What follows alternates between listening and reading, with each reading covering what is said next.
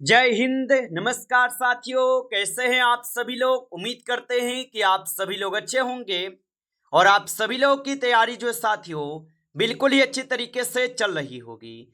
तो साथियों, आज की इस क्लास में हम सभी लोग जो है एयरफोर्स वाई ग्रुप एग्जाम 2026 के लिए जो है टॉप ऐसे इंपोर्टेड और चुनिंदे प्रश्नों को देखेंगे जो कि साथियों आपके 22 और 23 सितंबर के एग्जाम के लिए जो काफी इंपोर्टेंट है। तो आप जो इस क्लास को बिल्कुल अच्छी तरीके से लास्ट तक देखिएगा और इस क्लास में दिए जाने वाले इन सभी क्वेश्चनों को आप अच्छी तरीके से जरूर याद कर लीजिएगा, जिससे कि आप जो अपने एग्जाम में सभी क्वेश्चन को आसानी तरीके से बना पाएंगे। तो चलिए क्लास को स्टार्ट करते हैं और देखिएगा कि क्वेश्चन जो है क्या पूछे गए। यहाँ पे पहला नंबर प्रश्न है, भारतीय वायुसेना की स्थापना किस अधिनियम के अंतर्गत जो है हुई थी। चलिए बताइए। ये सभी क्वेश्चन काफी इंपोर्टेंट और चुनिंदे क्वेश्चन हैं जो कि आपके एग्जाम में 100% जो है ये सभी क्वेश्चन आपको पूछे जाएंगे। तो आप अच्छे से इनको याद कर लीजिएगा और बताइए भारतीय वायुसेना की स्थापना किस अधिनियम के अंतर्गत हुई थी। तो इनकी जो स्थापना हुई थी, इनकी स्थापना इंडियन एयरफोर्स एक्ट 1932 के तहत हुई थी।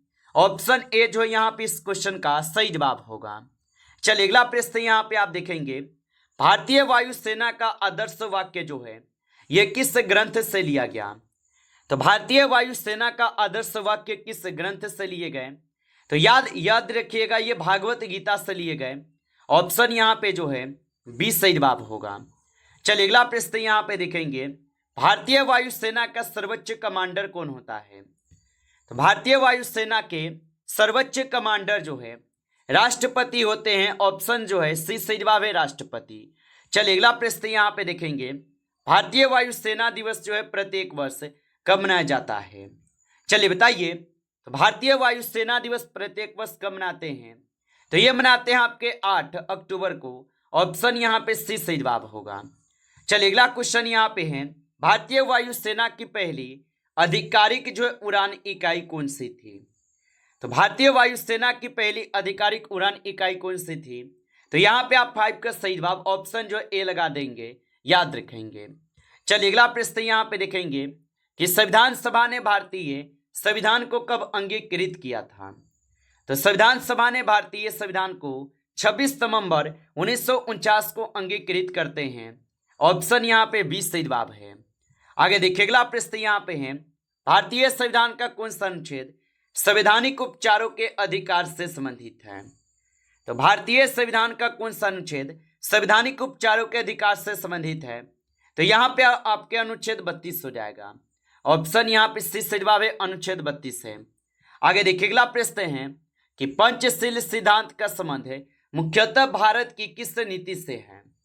तो याद रखेंगे कि पंचशील सिद्धांत का संबंध है मुख्यतः भारत की किस नीति से होगा।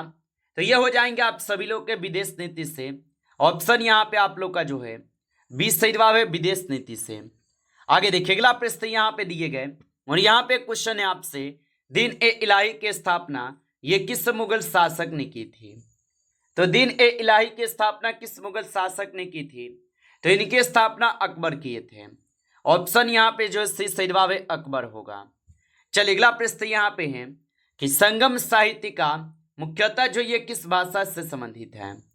तो संगम साहित्य मुख्यतः किस भाषा से संबंधित है। तो संगम साहित्य जो है ये आपके तमिल भाषा से संबंधित है। ऑप्शन यहाँ पे सी सही जवाब है। आगे देखिए अगला प्रश्न है, भारत में हरित क्रांति के प्रारंभिक चरण में किस फसल को सबसे अधिक लाभ मिला है। तो भारत में हरित क्रांति के प्रारंभिक चरण में किस फसल को सबसे अधिक लाभ मिला है। तो याद रखेंगे ये गेहूं को मिले हुए हैं। ऑप्शन यहाँ पे 20 सही जवाब है, गेहूं को मिले हैं। आगे देखिए अगला क्वेश्चन यहाँ पे है, क्वेश्चन है आप लोगों से, भारतीय रिजर्व बैंक की स्थापना जो है ये किस वर्ष हुई थी। तो भारतीय रिजर्व बैंक की जो स्थापना होती है, इनकी स्थापना कब होती है। तो इनकी स्थापना 1935 में होती है। ऑप्शन यहाँ पे 20 सही जवाब है। चलिए अगला प्रश्न है कि भारत में मौद्रिक नीति का संचालन मुख्यतः कौन करता है। तो भारत में मौद्रिक नीति का संचालन मुख्यतः कौन करते हैं। तो इसमें करते हैं आप सभी लोग का आरबीआई। ऑप्शन यहाँ पे 20 सही जवाब है आरबीआई होगा। चलिए अगला प्रश्न यहाँ पे देखेंगे, निम्नलिखित में से कौन सी नदी अरब सागर में गिरती है?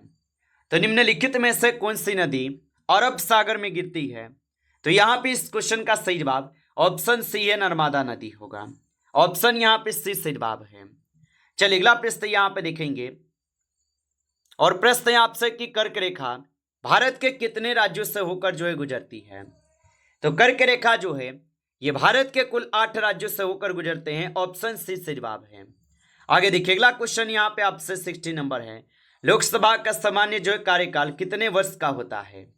चलिए बताइए। और आप अभी तक इस क्लास को लाइक नहीं किए हैं तो इस क्लास को एक बार आप लाइक कर लीजिएगा, और नए हैं आप इस चैनल पे तो चैनल को भी सब्सक्राइब करके ऑल नोटिफिकेशन को ऑल पे दबा के जुड़ जाइए, जिससे कि जब भी कोई नई क्लास हो सबसे पहले जो है क्लास का नोटिफिकेशन आपके पास पहुंच सके। तो आप इस चैनल को सब्सक्राइब कर लीजिएगा। और बताइए लोकसभा का सामान्य कार्यकाल कितने वर्ष का होता है? तो यहाँ पे इस क्वेश्चन का आप सही जवाब जो है ऑप्शन यहाँ पे आप सभी लोग भी करेंगे 5 वर्ष का होता है। ऑप्शन यहाँ पे 20 सही जवाब है। आगे देखिए अगला प्रश्न है, राज्यसभा के सदस्यों का सामान्य कार्यकाल कितने वर्ष का होता है? तो हम लोग अभी लोकसभा देखे हैं और ये राज्यसभा है तो राज्यसभा का 6 वर्ष हो जाएगा। आगे देखिए अगला प्रश्न यहाँ पे है, भारत के नियंत्रक एवं महालेखा परीक्षक की नियुक्ति जो है कौन करता है? तो भारत के नियंत्रक एवं महालेखा परीक्षक की नियुक्ति कौन करते हैं? तो इसकी नियुक्ति करते हैं राष्ट्रपति। ऑप्शन यहाँ पे सी सही जवाब है, राष्ट्रपति करते हैं। चलिए अगला प्रश्न यहाँ पे देखेंगे कि मौलिक कर्तव्य भारतीय संविधान के किस भाग में है? तो मौलिक कर्तव्य भारतीय संविधान के किस भाग में है? तो यहाँ पे इस क्वेश्चन का आप सही जवाब ऑप्शन यहाँ पे जो है सी होगा, भाग 4A में है। ऑप्शन यहाँ पे सी सही जवाब है। आगे देखिए अगला प्रश्न है कि ऑपरेशन फ्लड का संबंध जो है किससे है? तो ऑपरेशन फ्लड का संबंध किससे होगा? तो ऑपरेशन फ्लड का संबंध दुग्ध उत्पादन से हो जाएगा। ऑप्शन यहाँ पे जो है 20 सही जवाब है, दुग्ध उत्पादन से है। आगे देखिए अगला प्रश्न यहाँ पे देखिएगा, और यहाँ पे प्रश्न है आप लोगों से 21, मानव शरीर में यूरिया का निर्माण मुख्यतः किस अंग में होता है? तो मानव शरीर में यूरिया का निर्माण मुख्यतः किस अंग में होते हैं? तो ये होते हैं आपके यकृत में। ऑप्शन यहाँ पे 20 सही जवाब है, यकृत में होगा। आगे देखिए अगला प्रश्न यहाँ पे है, रक्त का सामान्य पीएच जो है लगभग कितना होता है? तो रक्त का सामान्य पीएच लगभग कितना होता है? तो ये होते हैं 7.4। ऑप्शन यहाँ पे सी सही जवाब है, 7.4 होगा। चलिए अगला प्रश्न है कि प्रकाश संश्लेषण में पौधे मुख्यतः किस गैस का उपयोग करते हैं? तो प्रकाश संश्लेषण में पौधे मुख्यतः किस गैस का उपयोग करते हैं? तो इसमें करते हैं आप सभी लोग के कार्बन डाइऑक्साइड का उपयोग। ऑप्शन यहाँ पे आप सभी लोग का जो है सी सही जवाब होगा। आगे देखिए अगला प्रश्न यहाँ पे है कि ओजोन परत मुख्यतः वायुमंडल के किस परत में जो है पाई जाती है? तो ओजोन परत वायुमंडल के किस परत में पाई जाती है? तो ये पाए जाते हैं समताप मंडल में। ऑप्शन यहाँ पे 20 सही जवाब है, समताप मंडल में। चलिए अगला प्रश्न यहाँ पे है, ब्लैक होल के संदर्भ में जो है कौन सा कथन जो है यहाँ पे सही है? तो ब्लैक होल के संदर्भ में कौन सा कथन सही है? तो यहाँ पे आप सभी लोग का क्या हो जाएगा कथन सही? तो इसका गुरुत्वाकर्षण अत्यंत प्रबल होता है, ये कथन सही है। आगे देखिए अगला क्वेश्चन यहाँ पे देखेंगे 26 नंबर, भारत छोड़ो आंदोलन किस वर्ष जो है शुरू हुआ था? तो याद रखेंगे भारत छोड़ो आंदोलन जो है 1942 में शुरू होते हैं। ऑप्शन यहाँ पे सी जो है सही जवाब है। चलिए अगला प्रश्न यहाँ पे देखेंगे, और यहाँ पे प्रश्न है कि स्वराज मेरा जन्मसिद्ध अधिकार है का नारा किससे जो है संबंधित है? तो स्वराज मेरा जन्मसिद्ध अधिकार है का नारा किससे संबंधित होगा? तो ये बाल गंगाधर तिलक से होगा। ऑप्शन यहाँ पे 20 सही जवाब है। आगे देखिए अगला प्रश्न यहाँ पे दिए गए 28, अर्थशास्त्र ग्रंथ के रचयिता जो है कौन माने जाते हैं? तो अर्थशास्त्र ग्रंथ के रचयिता कौन माने जाते हैं? तो इसके रचयिता जो कौटिल्य माने जाते हैं। ऑप्शन यहाँ पे 20 सही जवाब है, कौटिल्य होगा। आप अच्छे से इनको याद रखेंगे।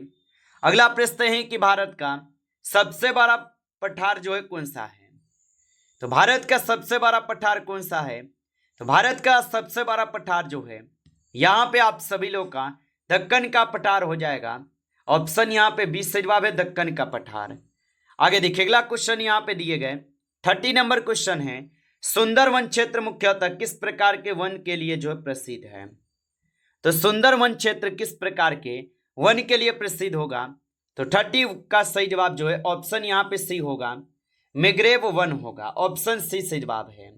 आगे देखिए अगला प्रश्न यहाँ पे है, नीली क्रांति का संबंध जो है किससे है। तो नीली क्रांति का संबंध किससे हो जाएगा। तो नीली क्रांति का संबंध मत्स्य पालन से है, ऑप्शन यहाँ पे आप सभी लोग का जो है ये जो है बिल्कुल ही सही जवाब है, मत्स्य उत्पादन से होगा। चलिए अगला प्रश्न यहाँ पे देखेंगे, भारत में राष्ट्रीय आपातकाल की घोषणा किस अनुच्छेद के तहत जो है की जाती है। तो भारत में राष्ट्रीय आपातकाल की घोषणा किस अनुच्छेद के तहत की जाती है। तो ये करते हैं आपके अनुच्छेद 352 के तहत, ऑप्शन ए जो है सही जवाब है, आप अच्छे से इनको याद रखेंगे। आगे देखिए अगला प्रश्न यहाँ पे है, राष्ट्रपति शासन किस अनुच्छेद के अंतर्गत जो है लगाया जाता है। तो राष्ट्रपति शासन किस अनुच्छेद के अंतर्गत लगाई जाती है। तो अनुच्छेद 356 के तहत राष्ट्रपति शासन लगते हैं। चलिए आगे देखिए अगला क्वेश्चन यहाँ पे दिए गए और क्वेश्चन है आपसे, भारतीय संविधान संशोधन की प्रक्रिया मुख्यतः किस अनुच्छेद में दी गई है। तो संविधान संशोधन की प्रक्रिया मुख्यतः किस अनुच्छेद में दी गई है। तो ये दिए गए आपके किस में। तो अनुच्छेद 368 में, ऑप्शन यहाँ पे सी सही जवाब है, अनुच्छेद 368 में होगा। आगे देखिए अगला प्रश्न यहाँ पे है, भारत का मैनचेस्टर जो है ये किस शहर को कहा जाता है। तो भारत का मैनचेस्टर किस शहर को कहते हैं। तो भारत का मैनचेस्टर अहमदाबाद को कहते हैं, ऑप्शन यहाँ पे सी जो है सही जवाब है, अहमदाबाद को। आप अच्छे से इनको याद रखेंगे। चलिए अगला प्रश्न यहाँ पे देखेंगे और यहाँ पे प्रश्न है आपसे कि साइलेंट वैली राष्ट्रीय उद्यान किस राज्य में स्थित है। तो साइलेंट वैली राष्ट्रीय उद्यान किस राज्य में स्थित होगा। तो ये स्थित हो जाएंगे आप सभी लोग के केरल में, ऑप्शन यहाँ पे जो है 20 सही जवाब है, केरल में होगा। चलिए अगला प्रश्न यहाँ पे आप देखेंगे और यहाँ पे प्रश्न है आपसे, निम्नलिखित में से कौन सा एक गैर नवीकरणीय ऊर्जा स्रोत है। चलिए बताइए, तो निम्नलिखित में से कौन सा एक गैर नवीकरणीय ऊर्जा स्रोत है। तो यहाँ पे आप सभी लोग का जो है सही जवाब ऑप्शन सी है, कोयला होगा, ऑप्शन यहाँ पे सी सही जवाब है, कोयला होगा। आगे देखिए अगला प्रश्न यहाँ पे है और यहाँ पे प्रश्न है आपसे, प्रश्न क्या है आपसे यहाँ पे, जीडीपी डिप्लेटर मुख्यतः जो है किसे मापने के लिए जो उपयोग किया जाता है। तो जीडीपी डिप्लेटर मुख्यतः किसे मापने के लिए उपयोग करते हैं। तो ये सामान्य मूल्य स्तर में परिवर्तन को मापने के लिए करते हैं, ऑप्शन यहाँ पे 20 सही जवाब है। चलिए अगला प्रश्न यहाँ पे देखेंगे, विटामिन डी की कमी से बच्चों में मुख्यतः कौन से रोग हो सकता है। तो विटामिन डी की कमी से बच्चों में मुख्यतः कौन से रोग हो सकते हैं। तो याद रखेंगे रिकेट से रोग हो सकते हैं, ऑप्शन यहाँ पे 20 सही जवाब है, रिकेट से रोग होगा। आप अच्छे से इनको जो याद रखेंगे। चलिए अगला प्रश्न यहाँ पे है और यहाँ पे प्रश्न है आप लोगों से 40 नंबर कि ऑपरेशन मेघदूत भारतीय सैन्य इतिहास में किस क्षेत्र से संबंधित है। तो भारतीय यहाँ पे सैन्य इतिहास में किस क्षेत्र से संबंधित है ऑपरेशन मेघदूत। तो आप बताएंगे, ये हो जाएंगे आप सभी लोग के सियाचिन ग्लेशियर में, ऑप्शन ए जो सही जवाब है, सियाचिन ग्लेशियर में होगा। नमस्कार साथियों, इस क्लास में जो है टॉप आपके 40 क्वेश्चन थे जो काफ़ी इंपॉर्टेंट क्वेश्चन थे। साथियों यदि आपको क्लास अच्छा लगा हो तो क्लास को लाइक कर लीजिए और नए हैं आप इस चैनल पे तो चैनल को सब्सक्राइब करके और नोटिफिकेशन को ऑल पे दबा के जुड़ जाइए, जिससे कि जब भी कोई नई क्लास हो सबसे पहले क्लास का नोटिफिकेशन जो है आपके पास पहुंच सके। तो आप इस चैनल को सब्सक्राइब कर लीजिएगा। चलिए फिर मिलते हैं आपसे नेक्स्ट टॉपिक के साथ नेक्स्ट क्लास में, तब तक के लिए जय हिंद जय भारत।